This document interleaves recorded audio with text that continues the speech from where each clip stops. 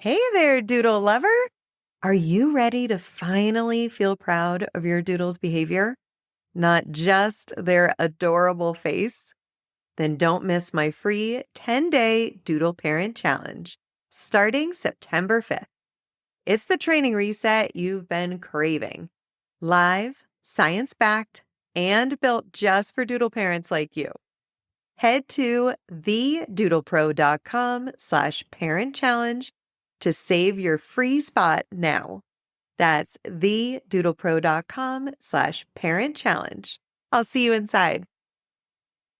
I think when people get a dog, they want their dog to be happy. Yeah. They want to have a happy dog and they want to have a good relationship with their dog.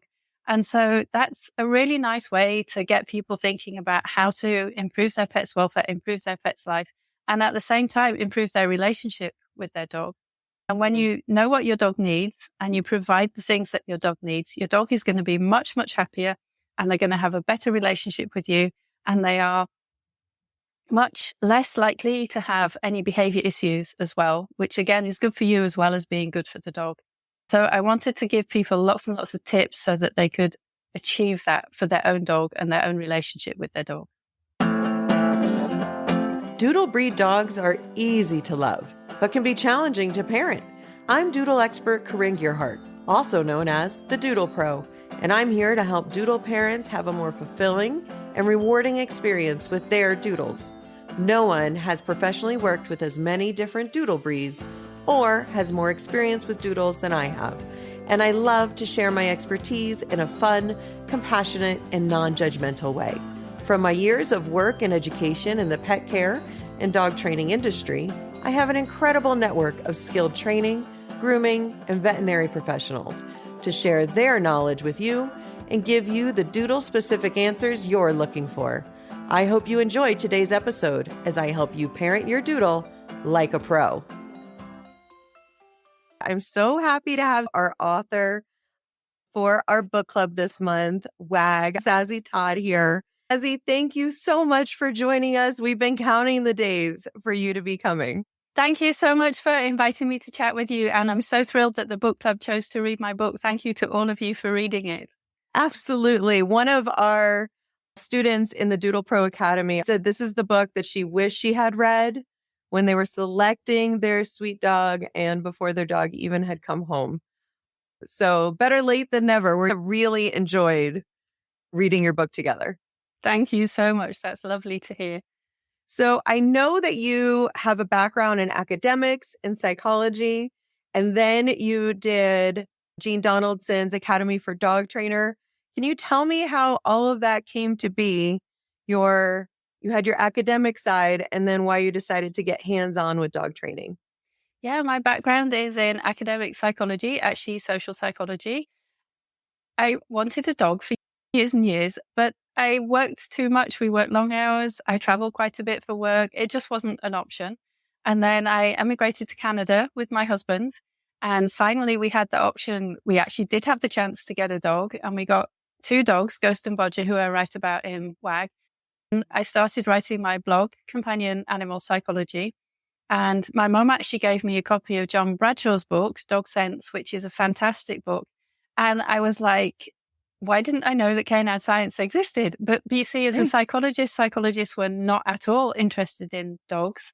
I had wanted to do something on cats very early on. Like, I really would have liked to do a PhD on that. It just wasn't an option. Psychologists were interested in rats and mice and pigeons and nothing else at that time. Just boxes and levers? That's yeah, right. that kind of thing. And I wasn't interested in that particularly. Yes. I didn't find that particularly exciting or particularly good from an animal welfare perspective for some of it. I was more interested in pet dogs and cats and people's relationship.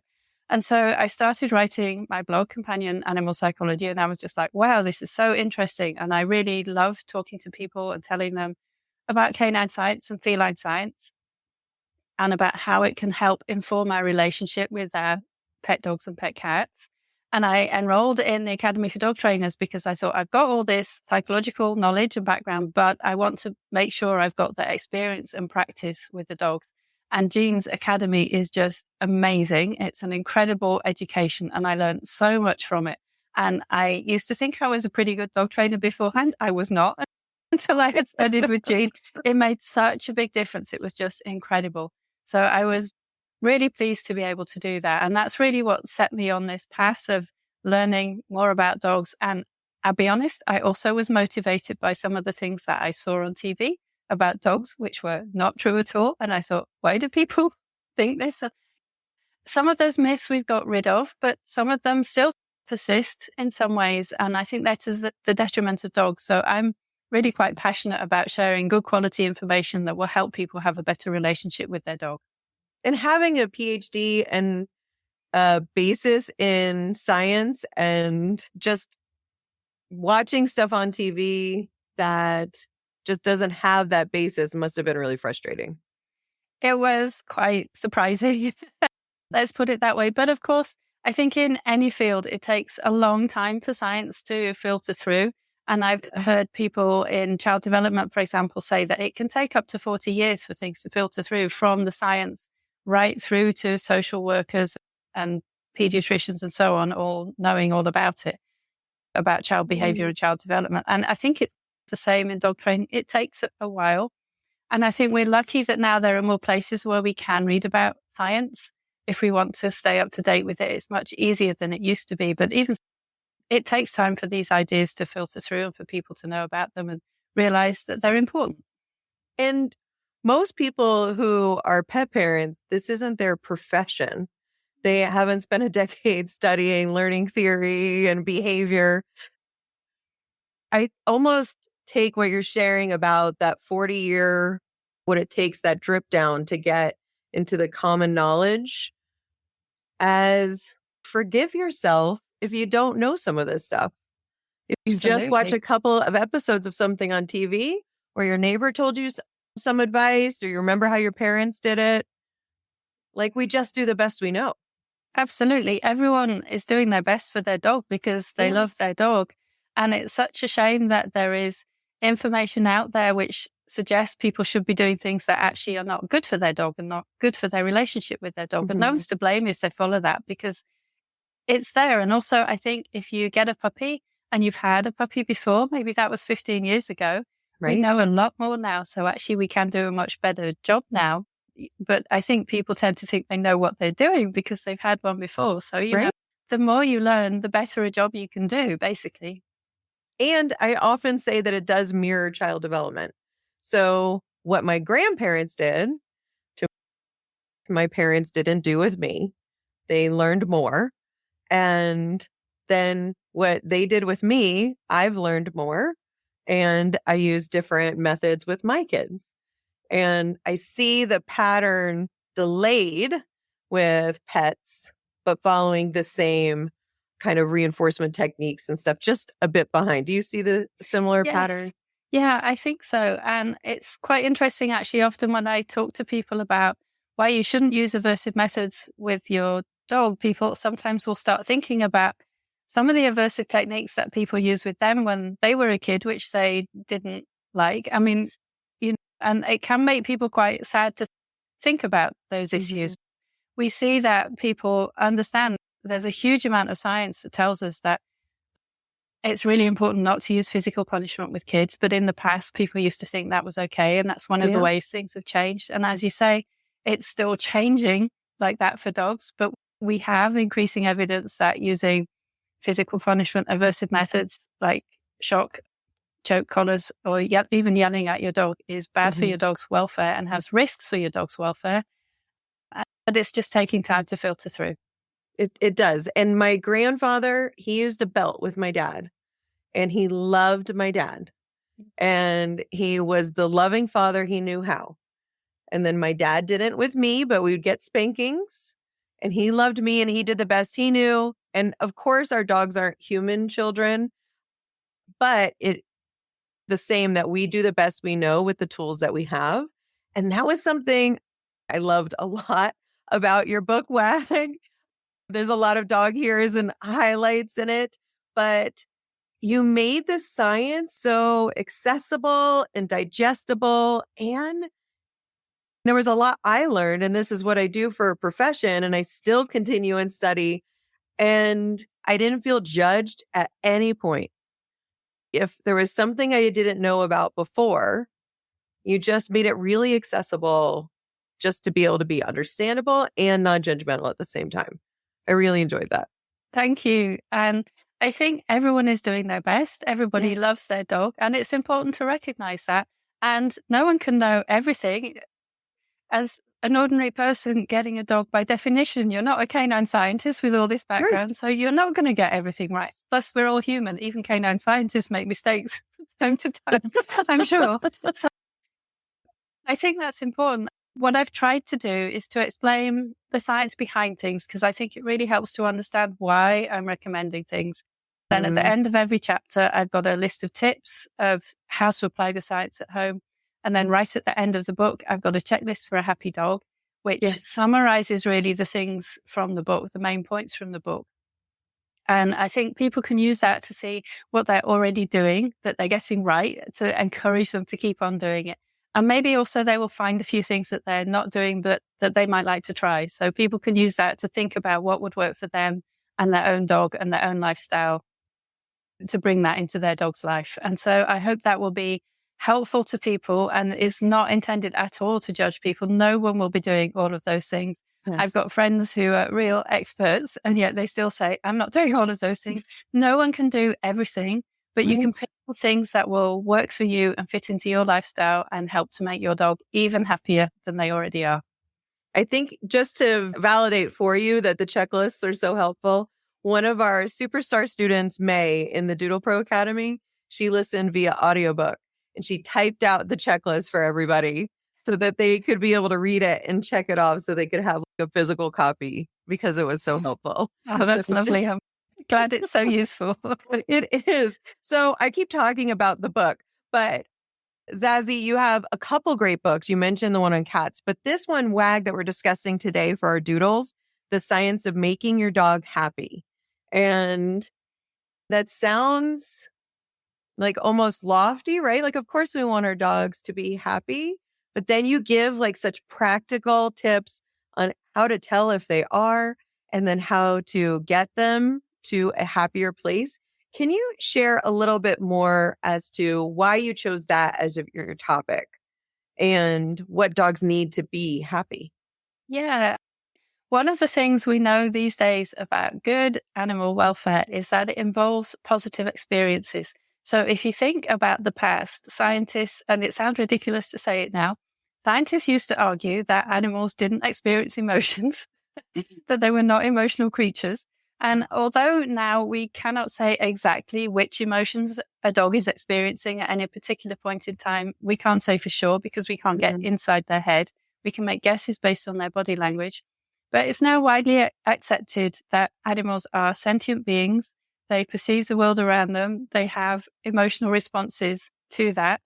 And so we've had this way of looking at animal welfare for decades now called the 5 freedoms, which probably a lot of people have heard of. But as a result of thinking about pets experiencing emotions, that's developed. Technically, there's another model called the 5 domains. And what that says is that it's not just important to prevent harm to animals, which is how we used to think about animal welfare. It's also important that they have positive experiences. And I think when people get a dog, they want their dog to be happy. Yeah. They want to have a happy dog and they want to have a good relationship with their dog. And so that's a really nice way to get people thinking about how to improve their pet's welfare, improve their pet's life, and at the same time, improve their relationship with their dog. And when you know what your dog needs and you provide the things that your dog needs, your dog is going to be much, much happier and they're going to have a better relationship with you. And they are much less likely to have any behavior issues as well, which again is good for you as well as being good for the dog. So I wanted to give people lots and lots of tips so that they could achieve that for their own dog and their own relationship with their dog. Thank you. One of my favorite things about working with doodle parents is just, I know we all have our own like favorites, but they are so devoted and you don't find doodles left out in a yard. People aren't picking a doodle mix to work their farm in general. This is truly a companion relationship and it's so symbiotic. The happier we make them, the more joyful our relationship is together. And we are selecting Doodles because we want that really special relationship. Yeah, I think so. I think Doodles are lovely dogs. I know they're all different, but I really love them. So do we. And when you say that scientists used to think that dogs didn't have feelings, Doodles have huge feelings. Can you share why it's so important to use reward-based methods to train dogs? Yeah, so it's really important to use reward-based methods, which means giving rewards for behaviors that you want to see more of and removing rewards for behaviors that you don't really like so much. And the reason for that is that when people use aversive methods, there are risks to the dog's welfare. And those risks include stress, anxiety, fear, a worse relationship with the guardian, and also the dog is more pessimistic. If they are stressed over a long period of time, then that has health risks for them as well. And the thing is, there's science that shows that it works. And it's also much, much better for you and your relationship with the dog. You're improving your connection and your rapport and your relationship at the same time that you're getting behaviors that you're looking for. That's right. And for example, one of the study findings is from dogs trained with aversive methods in classes. They don't look at their guardian as much. And I think that's very sad. But also, if you're trying to train a dog, it gets in the way because you want them to be paying attention to you. Whereas if you look at a dog that who you're training with positive reinforcement, they're looking at you and they're so excited and so happy because they know that they're going to earn those treats. Yes. And food is such a great way to motivate a dog. It's really the best way to train them. And you can use petting and you can use play as rewards as well, if that works, what you're teaching. But it's very easy to use food because it's so effective. And we can often overestimate the value of our good boy and our pets compared to other rewards like food. Yeah. And if only saying good dog was enough, that would be much easier for us. But again, this is something that scientists have actually tested. They've compared what happens when you say good boy or good girl compared to when you actually give them food. And what they found is that unless you've already taught them that saying good dog reliably means that they're going to get a treat next.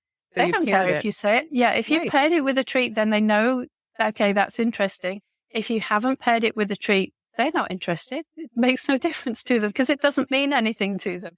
It means something to us. So we have to see it from the dog's perspective and actually find something that will motivate the dog. It was funny. I was recording a demo for class and I had my 11-year-old son, Gavin, with me. And he's around, he sees me working with dogs and he was like, "Can I ask a question?" And it was while we were videotaping. And he goes, "When can we fade out the treats? How long do we have to use them?" And I was like, "Have you listened to me ever?" But it's such a normal human thought of like, how long do I have to do this? And sit and stay right there. We'll be back right after this quick break. Hey, quick break, because I've got something just for you. If life with your Doodle feels more chaotic than calm, you're not alone. But you don't have to do it alone either. I created the Doodle Parent Challenge to help you go from frustrated and confused to confident and connected in just 10 days. No force, no fear, just science-based tools that actually work for Doodles. It's free.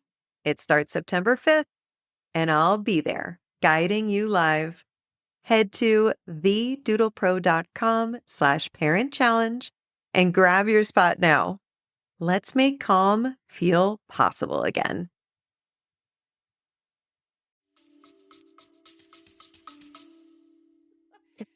Yeah, because we want things to be easy for ourselves as well. Because I don't have to wear a fanny pack everywhere. But the trouble is, if you phase out the rewards, especially if you phase them out early on, which a lot of people do, the dog is going to stop doing the behaviors that you like because they're not getting rewarded anymore. And there's a technical term for it, which is extinction. But basically, if you want your dog to keep on doing these things, you do need to keep rewarding them. Yes, it's just like when people say, "I don't want my dog begging at the table," and someone will say, "Ignore it." Once it stops working for them, they'll stop doing it. Instead, you could be teaching them other behaviors, etc. But if you stop paying them, you're ignoring it. Yeah. You say come and you stop paying them for the work they're doing, you're essentially ignoring it and doing the same thing you're doing for that begging dog. Yeah, and it's so important. And recall, getting your dog to come when called is one of those examples when we always say to people, use your best treats, because that's a situation in which typically there are lots of other distractions, lots of interesting things that your dog could be doing, chasing squirrels, sniffing things, whatever. And so actually it's quite hard for them to come when called because they've got all these other interesting things they could do, and you want them to come to you. And then also sometimes as soon as they get to you, some people will take the leash on and take them home. So if they come to you, maybe that's a bit boring too. So you really have to have good rewards in that situation. Yes, and it's actually, expensive behavior. It really is expensive behavior. And one of the studies that I like the most actually tested what dogs will run fastest for. So they trained dogs in a lab to run along a runway, and they had different treats at the end. And in one of the studies, they tested them how fast they would run for a piece of sausage compared to a piece of kibble. And they ran faster for the sausage. If someone was comparing me with, I don't know, chocolate and something that I don't especially like, Vegetable. boring, It's me. I would run faster for the chocolate too, or walk faster probably. Yes. Yeah. So it does make sense. And I think we can think of it as making sense. And then there was another version, similar study to that one, which looked at whether dogs prefer differences in the rewards they get. And they had 3 different rewards. And for each dog, they found out which one was their favorite. And then they tested, would they run faster always for their favorite, or did they prefer variety? Mm-hmm. And they found that it varied. It was different. So there were individual differences between dogs. But even for some of the dogs who had a favorite right at the beginning, there came a point at which variety was better. So over time, most dogs are going to like a bit of variety in the rewards that you give them too. And how do you help your readers identify how much their dog likes it when they're identifying if this is a really valuable low value or high value besides like the speed of return? Yeah, so the speed of return is something that scientists have used to look at it. We can just look at how excited our dogs are by it. Are they happy to keep on working for it? We can just try different treats. But I think one thing to remember is that a lot of people would really prefer their dog to work for kibble, but we give them kibble at other times anyway, so that's not very interesting for them. So something other than kibble is better. And one of my favorites is just to use little pieces of chopped up chicken. Mm-hmm. Or little pieces of chopped up cheese, but every dog is different. I have occasionally known of a dog who doesn't like cheese, believe it or not. I can't understand it myself. But yes. So you have to know your dog and try out different treats and see how they work. And that will help you identify what is working best. And if your dog seems a bit bored of it, just try something different. And add in a little variety. Yeah. A lot of doodles are prone to sensitive stomachs. So when we're doing different treat taste tests and measuring, is this a so-so treat or a super treat, they can get pretty upset, their stomachs. Yeah. What do you advise for readers who their parents are worried about another bout of diarrhea? If they're introducing something besides their kibble, or if they're on a sensitive food diet, but they know they want to be reward-based with their training. Yeah, and a lot of dogs are on special diets. So one of the things you can do is usually for a special kibble, like if they're on a sensitive stomach kibble, there usually is a canned food that goes with it. Yes. And you can use the canned food. That's a great option. Or sometimes there are special treats that go with it. There aren't as many of those available as there used to be. At the start of the pandemic, one of my favorite types of those treats, they stopped making it, which was a shame. Oh, goodness. Because it was so useful, but because they were limited in what they could do, they had to focus on the food. But often there are special treats that go with it. Or you can take something which is one of the ingredients of the kibble and use that. So if the kibble is chicken-based, for example, that's a good sign that actual pieces of chicken will be okay. Or yes. If there are certain vegetables, because some dogs really do love their vegetables. If there's carrot in the kibble, then pieces of fresh carrot, for example, can be a good thing to use as well. And if your dog has a sensitive stomach, those are the things that I would start with. That's a great tip of looking what's in what there is already working with their stomach and looking for those single ingredient treats. So you know that's already working as part of their diet. Yeah, so then it's less likely to cause any issues. So that's probably a good place to start. Wonderful. One of our students recently asked, my dog is doing great with different values of treats inside. I'm able to get more difficult behaviors, and I can tell which are higher or lower value rewards for him. And then when we go outside and there's all the sounds and the smells and the wind's blowing, it all goes out the window and the food's like invisible. So I have my thoughts. I'd love to hear what you would share with a reader like that. I think that's actually a very common problem. But first of all, I think it's amazing that this person already knows which foods are high value for their dog. That's absolutely brilliant. So yes, well done. And so often outside is much more difficult. And this is why we suggest that people often start their training indoors first. So there are several reasons why outside can be more difficult. It may simply be that there are so many interesting things happening, or it may be that the dog is actually fearful outside.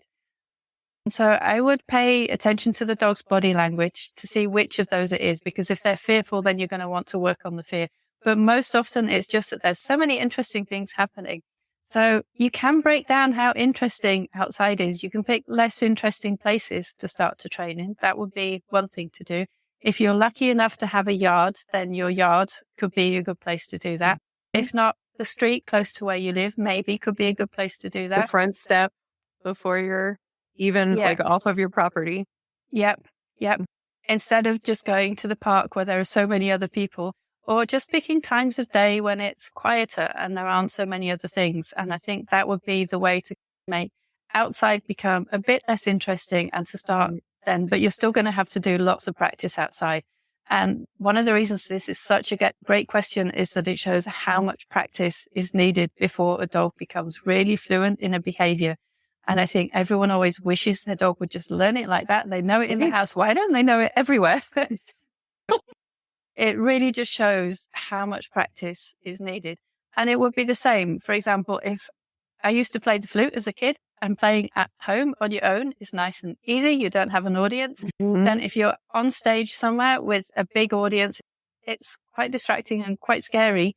And without experience, you're more likely, I found, more likely to make mistakes in that situation. It's similar. That's probably the best analogy I can come up with. But when there are other things going on, it's harder to do the behavior, and especially when there are other things more interesting for a dog to do. I forget which respected trainer used this analogy, and it'll come to me afterwards, but that we expect, just like we know George Washington was the first president in the US, that once we know that, we know it. And so when we've taught our dog a behavior, we think they know it. And that they can do and perform that behavior whenever we cue it, whatever the distractions or however the distance is. And that it just doesn't really work that way. Yeah, it's not so much like a piece of knowledge. It's more like a skill that you have to work out, like learning to dance or learning to do some martial arts or learning to play an instrument or something like that, or to paint or something like that. It takes time and you don't just get it, unfortunately. We were doing an exercise in the Doodle Pro Academy where I asked them to just put aside 50 pieces of kibble or tiny little treats. And we were just reinforcing throughout the day touch, just practicing that. And then I shared afterwards that it was twofold. We were really proofing that behavior when we would ask the cue, but also it was kind of letting us go with, am I treating them too much? And just seeing what happens if I reward behavior that much, how our dynamic changes and how much more they're paying attention to me and offering behaviors and how happier we are working together. And one of the students was like, I thought I was training a lot. And then when we did this exercise, I realized I wasn't at all. When we have that quantity, then it can really highlight just how little we were actually practicing before. I think that's a really fun exercise to do. And I bet the dogs loved it too. We also did the same for offering attention. And now they're saying my dog won't stop staring at me in the house. They're like, I'm doing it. I'm looking at you. I loved in your book, you addressed certain phases of life. A lot don't talk about when dogs are older or senior. That was just beautiful. I felt like I got to know your personal dogs through the stories here. But if we were to go to the beginning, I think you and I share a passion about the socialization period. Most Doodle parents get their dogs around 8 weeks as puppies from breeders. So we have this amazing opportunity with them. At the same time, people spend $2,000 to $4,000 on their dog. They are invested financially and with their heart, of course. And the breeder or vet will recommend don't let your dog put their paws on the ground outside of your home, sometimes even in the yard, until they're fully vaccinated at 16 weeks. I would love to hear your thoughts. I know that there's veterinary society statements recently that have come out to give more clarity there, but I'd love to hear what your thoughts are on socialization in the window. Yeah, so the American Veterinary Society of Animal Behavior has a wonderful position statement on the socialization of puppies. And they say that it's really important. They recommend puppy class. So it's really important to socialize your puppy. And they recommend puppy class for puppies, which they can attend from 7 to 8 weeks. And it's ideal to go during the sensitive period for socialization. And so there is a balancing act. It's right that you shouldn't be putting your puppy down on the ground and so on. But this period of your puppy's life is a really important period when they are learning all about the world around them, the world that they're going to live in. And if they have lots of wide experiences, positive experiences, not stressful ones, you mustn't terrify them. But if they have lots of positive experiences in this time with all the kinds of people, all the kinds of animals, all the kinds of objects, even surfaces, so on, everything that they're going to come across in later life, we know that helps them grow up to be friendly, happy, confident adult dogs. If they miss out on those experiences, unfortunately, it's because of the sensitive period ending, it's harder to fill in those gaps later on. And so we do have, obviously, these concerns about vaccination. But what the American Veterinary Society of Animal Behavior point out is that the leading cause of death of dogs under the age of 3, very sadly, is behavior issues, not disease. And so those behavior issues can largely be prevented by attending a good puppy class and doing lots of socialization. And the thing about puppy class is you pick a good one. All the puppies should have to have their first set of vaccinations before they go. They should have had a first deworming before they go, and the trainer will check that. It's important that they check that. They will do. Yes. And they also will have sanitized the area, so it will be nice and clean and safe for the puppies to mingle with the other people at the class and the other puppies, and that in itself helps with the socialization. And a good puppy class also will hopefully include bits of puppy play, because we know that play is important. And it may include things like getting your puppy used to sirens or fireworks or something in a safe situation where they're watching carefully and they're making sure that none of the puppies are getting too stressed or anything like that. So it's a safe way to get your puppy used to things. And it's so important because it makes such a big difference to later behavior. And I think that position statement from AVSAB is really important because unfortunately there still are people who recommend waiting until after your puppy's vaccinations, but that's quite late. That's missed the sensitive period. And then what you're risking is behavior issues. And we know that can actually be very severe. And as we know, it's really easy to condition fear, to add fear to a dog, and then reversing it is so much harder. Yeah. And giving them those positive experiences. I love the analogy of that we're putting deposits in their bank account. If they played with 50 black dogs and had wonderful, safe experiences, and then one black dog, and I'm saying black dog because that's mine, and that's what my Nestle looks like, and then one black dog pins them, that dog's taking a withdrawal out, but they have so many other deposits that they can lean on to not think that this one little black curly haired Doodle Nestle is dangerous because of that one incident. Yeah, I think that's a really great analogy. So it's a really wonderful opportunity during the sensitive period to set your dog up for success in their later life, basically. Yeah. And so for people who've gone to a good breeder, they will already have had some socialization at the breeder. So I think this is one of the ways in which Doodle parents, Doodle caregivers do very well, because they've gone to a breeder who has done some kind of socialization. A responsible breeder will do that. But unfortunately, there are also many people who get their puppies from puppy farms. Yes.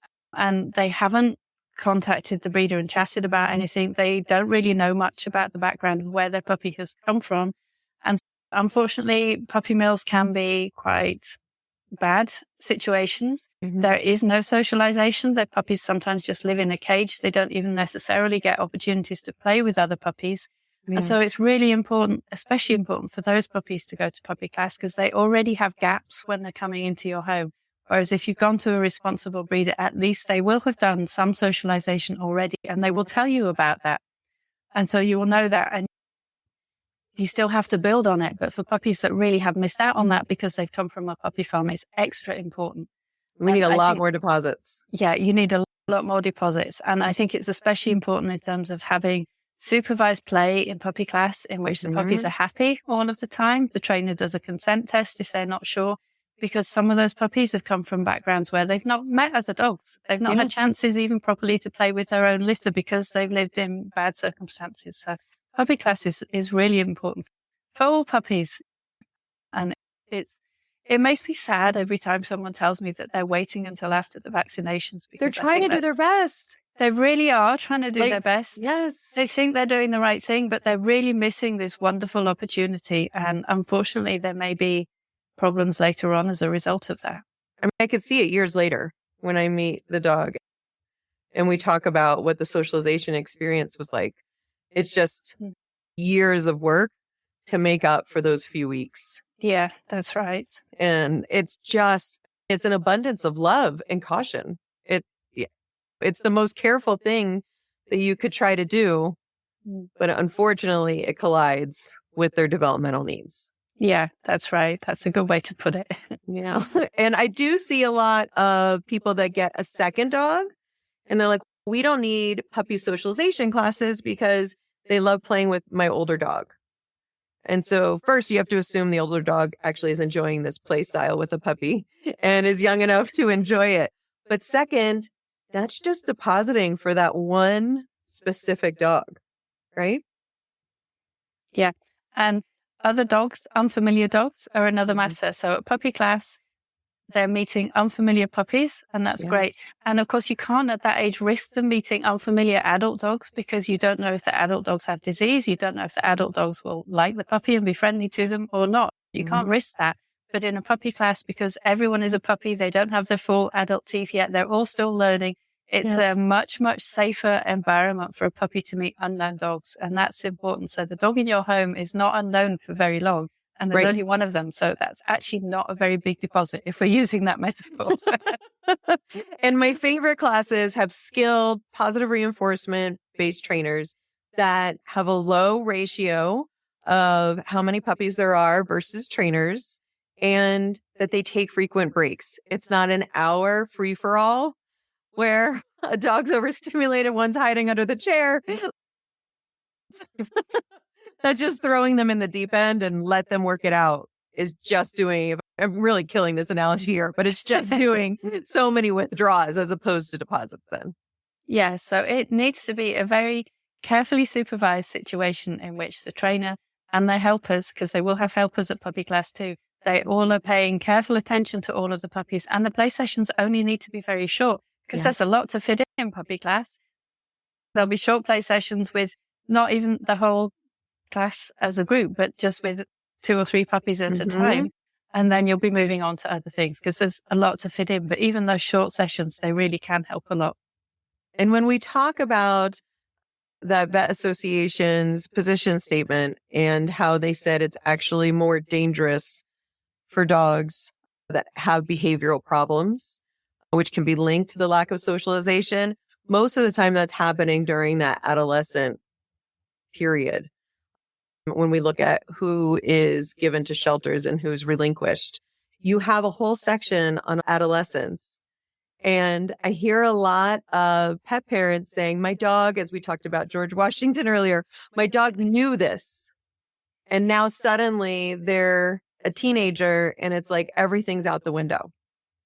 Yeah. And we don't honestly know enough about adolescence in dogs, but it does seem that dogs go through an adolescent period. And there is some research that suggests that teenage dogs, like teenage people, are more willing to take risks And it's just part of the normal brain development that's happening in that time. And it's very common for people to say, my puppy was perfect and now they're a teenager and they're not doing what I say. You just have to carry on doing all of the same things that you were doing. Keep on doing the training. Don't despair. Just keep on working through it and they will turn into a wonderful adult dog, but they're just going through a teenage phase. I have a 13-year-old now. I'm living it, and I know I'm only at the beginning. My hope is that it's the same as with the dogs, that the foundation is there of what we've built together, and we'll get out on the other side as long as I stay the course. Yes, I'm sure. Zazie, I shared with you that the Doodle Pro Academy, we have our course, Zoomies to Zen, and they chose WAG as our book for our book club. And I will share in the show notes that we have a bunch of pictures of different doodles posing with your book. And I didn't ask for this, just people really enjoyed it, or they're reading with their Kindle and their doodles enjoying a bone at their feet. So I'm so happy that you're willing to stay on with us and answer some of our book club's questions. Yes, of course. Thank you. Thanks for joining me on this episode of the Doodle Pro Podcast. If you enjoyed the show, don't forget to rate and review us wherever you get your podcasts. And I invite you to follow me on Instagram at @TheDoodlePro for behind-the-scenes peeks at all of the adorable doodles I work with daily.